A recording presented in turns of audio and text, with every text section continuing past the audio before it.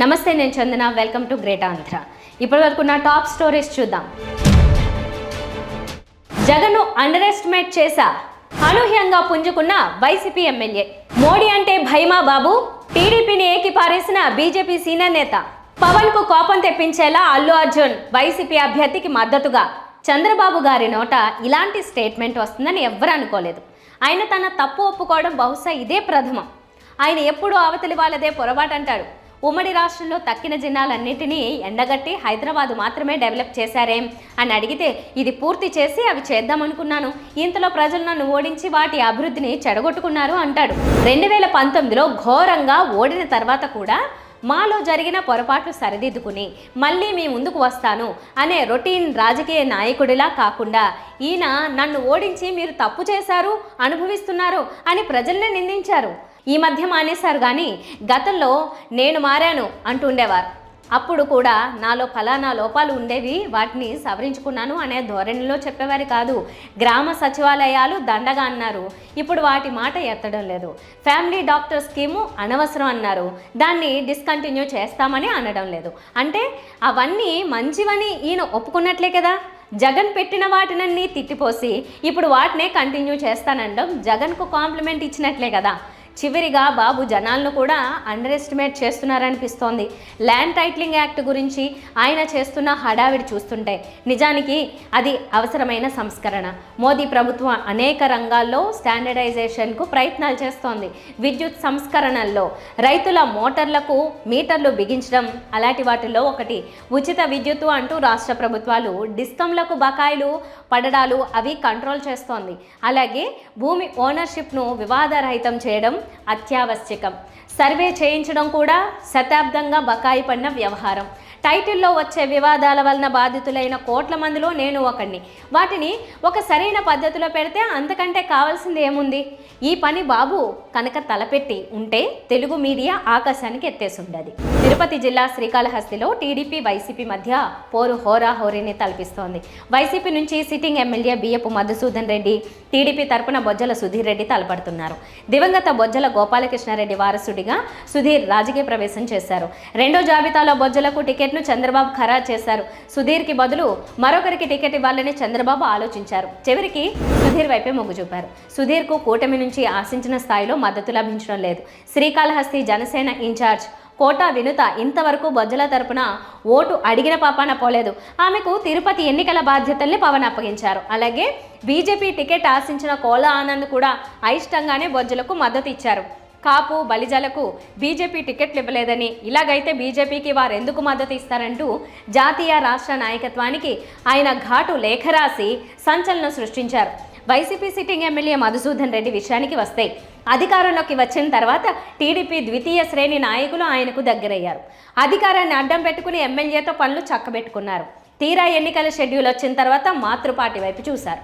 అధికారం ఉన్నంతకాలం టీడీపీ నేతలకే చేశారని, ఇప్పుడు వారంతా వెళ్ళిపోయారని వైసీపీ ద్వితీయ శ్రేణి నాయకులు అలకబున్నారు. తామెందుకు చేయాలని వైసీపీ నాయకులు భీష్మించారు. దీంతో బియ్యపు మధుసూదన్ రెడ్డి వాళ్ళందరికీ నచ్చజెప్పి ఈ దఫ అలా జరగదని హామీ ఇచ్చారు. ఈ నేపథ్యంలో గ్రామ పట్టణ ప్రాంతాల్లో వైసీపీ శ్రేణులన్నీ యాక్టివ్ అయ్యాయి. ప్రస్తుతం వైసీపీకి నియోజకవర్గంలో సానుకూల వాతావరణం కనిపిస్తుంది. అరే, మధు ఓడిపోతాడనుకుంటే మళ్ళీ గెలిచేలా ఉన్నాడని జనం చర్చించుకుంటున్నారు. ఇంకా ఎన్నికలకు 48 గంటలకు పైగా సమయం ఉండడంతో వైసీపీ అభ్యర్థి మధు వ్యతిరేకతను సైతం తన వైపు తిప్పుకునేలా మ్యాజిక్ చేస్తారనే చర్చకు తెరలేచింది. టీడీపీ అధినేత రాజకీయ దిగజారుడు వ్యూహాల మీద వైసీపీ సీనియర్ మంత్రి బొత్స సత్యనారాయణ ఒక్క రేంజ్లో విరుచుకుపడ్డారు.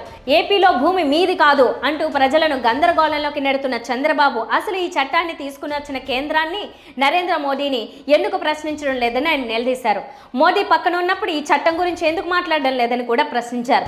చంద్రబాబు ఏపీలో గెలుపు అవకాశాలు లేకనే దిగజాడు రాజకీయాలకు దిగుతున్నారు అని ఆయన మండిపడ్డారు. బాబుతో పాటుగా టీడీపీకి అనుకూలంగా ఉన్న కొన్ని మీడియా సంస్థలు కూడా దుష్ప్రచారం చేస్తూ విలువలను దిగజారుస్తున్నాయన్నారు. ముఖ్యంగా పేద ప్రజలను పీడిస్తున్న చంద్రబాబును దేవుడు కూడా క్షమించడని బొత్స హెచ్చరించారు. ప్రజాప్రతినిధులు అన్నవారు ఎవరైనా సమాజానికి సేవ చేయాలే గాని తన సొంత సామాజిక వర్గానికి కాదని బొత్స బాబుకు సూచించారు.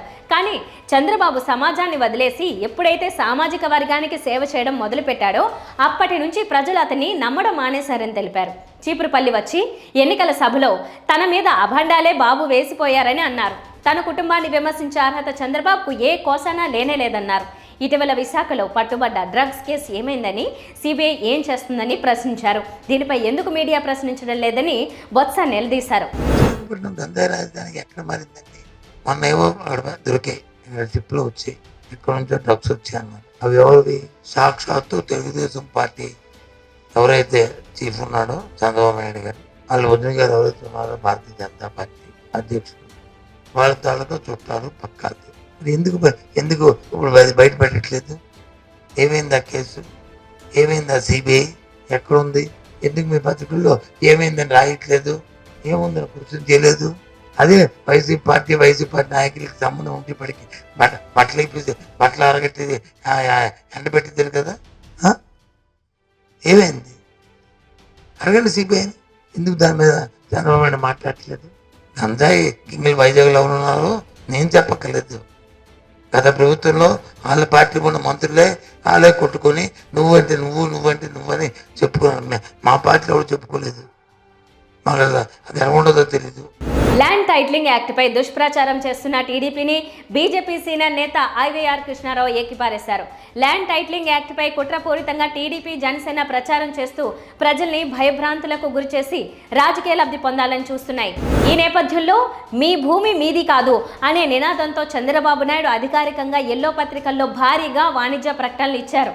ఈ దుష్ప్రచారంపై బీజేపీ సీనియర్ నేత, ఏపీ మాజీ చీఫ్ సెక్రటరీ కృష్ణారావు ట్విట్టర్ వేదికగా ఘాటైన పోస్ట్ పెట్టారు. ఈ పోస్టుతో పాటు ఎల్లో పత్రికల్లో వచ్చిన ప్రకటనను కూడా ఆయన షేర్ చేశారు. ఐవీఆర్ కృష్ణారావు పోస్ట్ ఏంటంటే, ఈ ప్రకటనను ఇచ్చినది టీడీపీ తరపున లేక కూటమి తరపున? కూటమిలో ఏపీ బీజేపీ భాగస్వామి. ల్యాండ్ టైటిలింగ్ చట్టం కర్త కర్మ జాతీయ బీజేపీ, క్రియ మాత్రమే రాష్ట్ర ప్రభుత్వాలు. మరి ఇటువంటి ప్రకటనలకు ఏపీ బీజేపీ భాగస్వామ్యం ఎలా తీసుకుంటుంది? ఏపీ బీజేపీ నిద్రావస్థలో ఉందా? మరి ఇంకేమైనా కారణమా? ఇది ల్యాండ్ టైటిలింగ్ యాక్ట్పై ఏపీ ప్రభుత్వ మాజీ ప్రధాన కార్యదర్శి ఐవీఆర్ కృష్ణారావు పెట్టిన పోస్ట్. ఐవీఆర్ చాలా స్పష్టంగా ల్యాండ్ టైటిలింగ్ చట్టానికి కర్త కర్మ తమ పార్టీ జాతీయ నాయకత్వం అని వెల్లడించారు. కేవలం అమలు చేసేది మాత్రమే రాష్ట్ర ప్రభుత్వాలని ఆయన తెలిపారు. ఈ ప్రకటనలో బీజేపీని భాగస్వామ్యం చేయడానికి కూడా ఆయన ప్రశ్నించారు. ఈ ప్రకటనలకు ఏపీ బీజేపీ ఎలా బాధ్యత తీసుకుంటుందని కూడా ఆయన నిలదీశారు. ఏపీ బీజేపీ అధ్యక్షురాలు దగ్గుబాటి పురంధేశ్వరి నిద్రపోతున్నారా అని ఆయన పరోక్షంగా ప్రశ్నించారు. లేదంటే ఇంకేమైనా కారణం ఉందా అని కూడా ఆయన నిలదీయడం గమనార్హం. ఐవీఆర్ కృష్ణారావు ఘాటు పోస్టుపై బీజేపీ నాయకత్వం ఎలా స్పందిస్తుందో మరి. జనసేన అధ్యక్షుడు పవన్ కళ్యాణ్కు స్టార్ హీరో అల్లు అర్జున్ కోపం తెప్పించే పనిచేశారు. వైసీపీని పవన్ కళ్యాణ్ తీవ్ర స్థాయిలో వ్యతిరేకించే సంగతి తెలిసిందే. ఎట్టి పరిస్థితుల్లోనూ వైసీపీని గెలవనీయకూడదనేది పవన్ ధ్యేయం. అందుకే ప్రభుత్వ వ్యతిరేక ఓట్లు చీలకుండా టీడీపీ, బీజేపీలతో ఆయన పొత్తు పెట్టుకున్నారు. అయితే ఆయన ఆశించినట్లు ఓటర్లు ఎలా వ్యవహరిస్తారో 2 రోజుల్లో తెలియనుంది. ఇదిలా ఉండగా పవన్ రాజకీయ పంథాకు వ్యతిరేకంగా అల్లు అర్జున్ ఇవాళ వ్యవహరించారు. తన స్నేహితుడైన నంద్యాల ఎమ్మెల్యే శిల్పా రవిచంద్రారెడ్డి ఇంటికి భార్య స్నేహారెడ్డితో కలిసి అల్లు అర్జున్ నంద్యాల వెళ్లారు. తన ఇంటికి వచ్చిన అల్లు అర్జున్ దంపతులకు శిల్పా రవి దంపతులు ఘన స్వాగతం పలికారు. అల్లు అర్జున్ రాక గురించి తెలుసుకునే ఆయన అభిమానులు భారీ సంఖ్యలో నంద్యాలకు చేరుకున్నారు. వైసీపీ ఎమ్మెల్యే శిల్పా రవి ఇంటి వద్ద అల్లు అభిమానులు సందడి చేశారు. ఎన్నికల ముగింపు రోజు శిల్పా రవి ఇంటికి అల్లు అర్జున్ తన సతీమణితో కలిసి వెళ్లడం చర్చనీయాంశమైంది. రవి ఇంటికి వెళ్లడం ద్వారా తన అభిమానులకు రాజకీయంగా వైసీపీకి మద్దతు ఇవ్వాలనే సంకేతాలు పంపారనే చర్చకు తెరలేచింది. గత ఎన్నికల్లో కూడా శిల్పా రవి ఇంటికి అల్లు అర్జున్ వెళ్లి మద్దతు పలికారు. రాజకీయంగా వైసీపీ, పవన్ నేతృత్వం వహిస్తున్న జనసేన మధ్య తీవ్ర విభేదాలున్నాయి. ఈ నేపథ్యంలో పవన్ మనోభిప్రాయానికి విరుద్ధంగా వైసీపీ అభ్యర్థి ఇంటికి ఎన్నికలకు 2 రోజుల ముందు అల్లు అర్జున్ వెళ్లడం సహజంగానే పవర్ స్టార్ అభిమానులకు కోపం తెప్పిస్తుందనే మాట వినిపిస్తోంది. నేను వస్తే బాగుంటుందని కానీ ఆయన ఎప్పుడు అడగలేదు, ఆయన అడగలేదు. నేనే ఆయన చెప్పాను, అది నాకు ఇలా రావాలని అన్నా కూడా ఆయన యూట్యూబ్ బ్రదర్ని తీసుకొని ఆయన అన్నా కూడా ప్యూర్లీ నా కాల్. నా ఫ్రెండ్స్ అంటూ ఎవరైనా ఉంటే వాళ్ళు ఏ ఫీల్డ్లో ఉన్నా, ఏ పార్టీలో ఉన్నా, నాకు పార్టీకి సంబంధం లేకుండా నా మనసుకు నచ్చిన వాళ్ళు ఎవరైనా ఉంటే, ఎవరు ఏ ఫీల్డ్ అయినా ఉంటే నేను వచ్చి వాళ్ళని సపోర్ట్ చేయాలి. నాకు ఈ 5 ఏళ్ళలో మేము మామూలుగా చాలా మంది చూస్తుంటాం కదా. 5 ఏళ్ళు మామూలుగా ఏదో ఫస్ట్లో కొంచెం కనబడి ఏదో లాస్ట్ 1 సంవత్సరం లాస్ట్ ఒక 6 నెలలో సంవత్సరం తిరుగుదాం అనే ఒక మైండ్ సెట్ ఉన్నారు. కానీ రవి గారు అలా కాకుండా 4-5 ఏళ్ళు ఆయన మొత్తం ఆయన ప్రాణం, ఆయన మనసంతా కూడా ఆయన నియోజకవర్గం మీద ఉంటే నాకు అర్థమవుతుంది ఎంత అంటే ఒక కష్టపడి పనిచేసే పర్సన్కి అవతల పర్సన్ కష్టపడి మనం తెలుసుకోవాలి. ఇంత సిన్సియర్గా చేసే మనిషికి 100% నేను నిజంగా నేను ఇంకెవరి గురించి నేను ఇంత గ్యారంటీగా చెప్పలేదు. ఈ వ్యక్తి ఇంత కష్టపడ్డా నేను దగ్గర నుంచి కళ్ళారా చూశాను కాబట్టి నేను చెప్పలేదు. అలాంటి మా రవి గారు ఇలాంటి ఎన్నెన్నో విజయాలు సాధించాలని మనస్ఫూర్తిగా కోరుకుంటూ అలాగే ప్రజలందరికీ మంచి జరగాలని చూసుకుంటూ సెలవు తీసుకుంటాం.